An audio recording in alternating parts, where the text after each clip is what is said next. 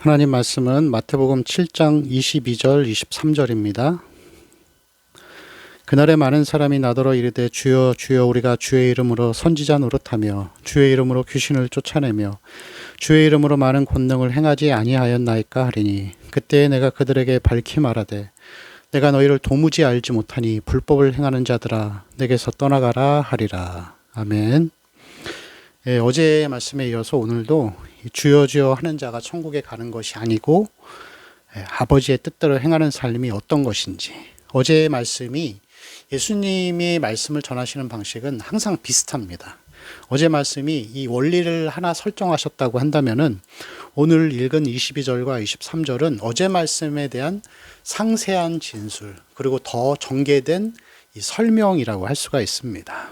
그래서 예수님은 이 구원에는 행함이라는 열매가 반드시 있다는 것이죠.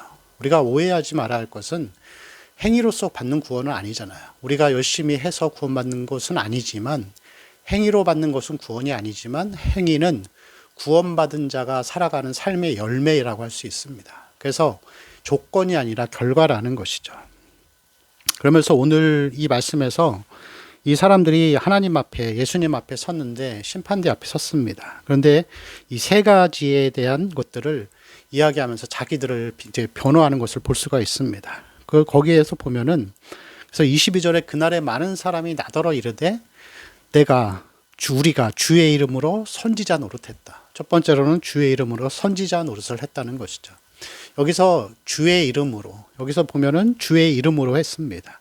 주님이 예수님의 이름으로 했었고 하나님을 말했고 또 복음을 말했습니다.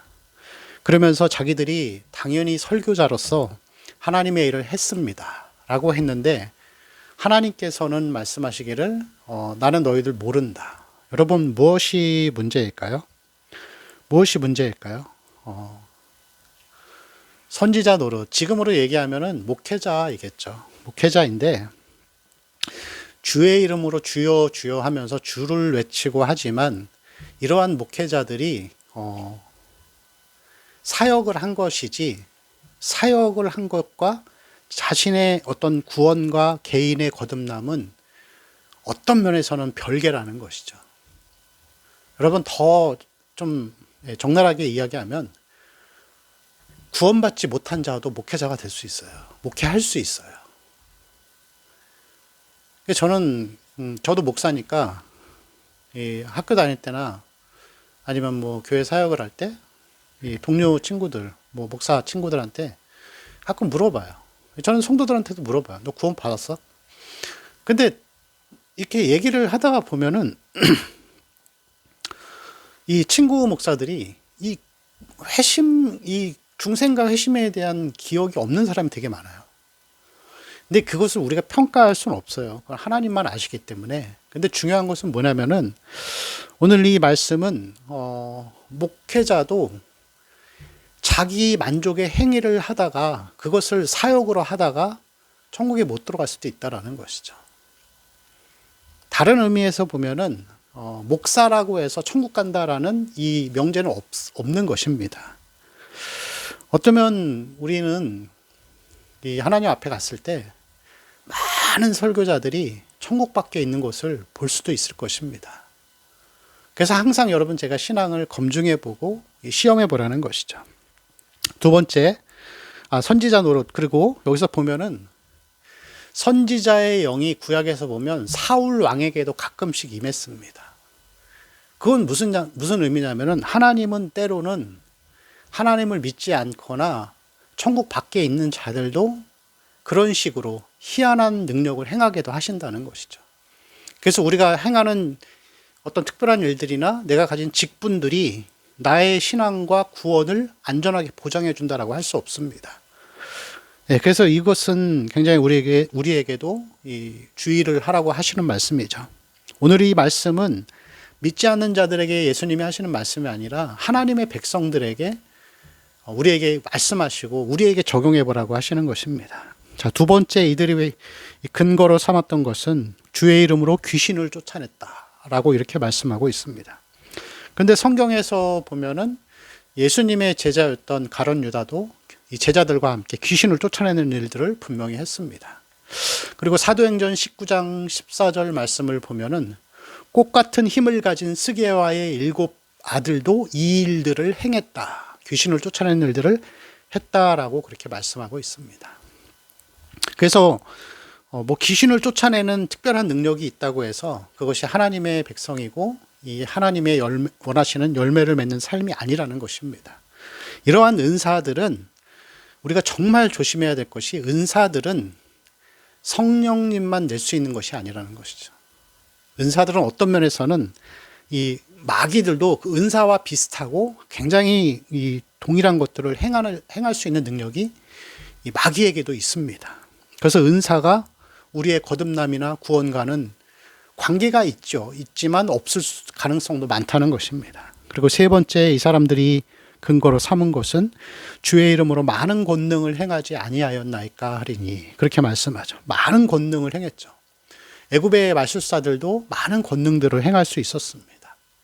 애굽의 마술사들도 모세가 했던 것들을 어느 정도까지 따라할 수 있는 능력이 있었습니다. 그리고 마태복음 24장 24절에 보면 예수님께서 거짓 그리스도들과 거짓 선지자들이 많이 일어나서 할 수만 있으면은 믿는 자들을 미혹해야 한다라고, 택한 자들을 미혹해야 한다라고 많은 기사를 행하면서 미혹해 할 수 있다라고 그렇게 분명히 예수님께서 말씀하셨습니다. 왜냐하면 마귀도 광명의 천사로 가장해서 우리에게 올 수 있거든요. 그래서 주님의 가르침은 뭐냐면은 귀신들이 너희에게 항복하는 것으로 기뻐하지 말고 너희 이름이 하나님 나라에 기록된 것으로 기뻐하라라고 분명히 말씀하셨습니다. 여러분, 우리는 신앙생활을 하면서 어떤 우리가 하는 행위들이나 내가 가진 직분들이 우리의 신앙을 증명하고 그것이 하나님의 백성이다라고 증명한다라는 이러한 생각을 가지는 위험과 모순에 빠질 때가 많아요. 그리고 사람들은 그런 것들을 좋아해요. 그래서 많이 교회가 갈라지잖아요. 은사주의 교회, 아니면 열심주의 교회, 아니면 기복신앙 교회. 그래서 어떤 사람들은 정말 병 고치는 데만 따라다니고, 어떤 사람들은 어떤 환상을 보거나 어떤 새로운 체험들을 하는 것을 따라다니고, 어떤 선교단체는 하나님의 음성을 듣는 것만 따라다니면서 자기들이 나름대로 다 신앙을 가졌다라고 이야기를 합니다. 근데 주님은 분명하게 우리에게 계속 말씀하세요. 이 산상수훈의 말씀을 통해서 너희 안에 열매가 있는가를 보라는 거예요. 그 열매는 뭐죠? 은사가 아니에요. 은사는 제가 지금까지 얘기한 것처럼 하나님도 주시지만 그러한 능력들은 마귀도 줄 수 있고 세상의 정신들도 그런 거 다 할 수 있어요. 중요한 것은 우리 안에 의의 열매, 팔복의 열매, 성령의 열매, 구원받은 이후에 계속적으로 성장해가는 모습이 있는가? 우리의 내실이 거룩해져 가고 있는가? 하나님 나라를 소망하고 그 나라를 기대하고 있는가? 여러분, 이 내적인 열매들이 있는 것이, 그것이 우리의 구원을 증명해지는 열매이고 증거입니다. 여러분, 우리의 신앙생활은 뭔가를 체험하고 경험하는 그렇게 막 인스턴트식, 자극적이고 값싼 그런 것이 아니에요.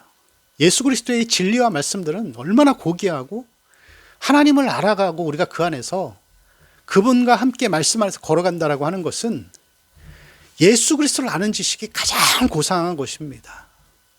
그리고 그 가운데 우리가 좁은 길을 걸어가지만 하나님의 위로를 받으면서 이 은혜의 열매들을 맺어가는 것, 팔복의 삶을 살아가는 삶들, 여러분, 그것이 우리의 구원을 안전하게 보장해 주는 것이겠죠.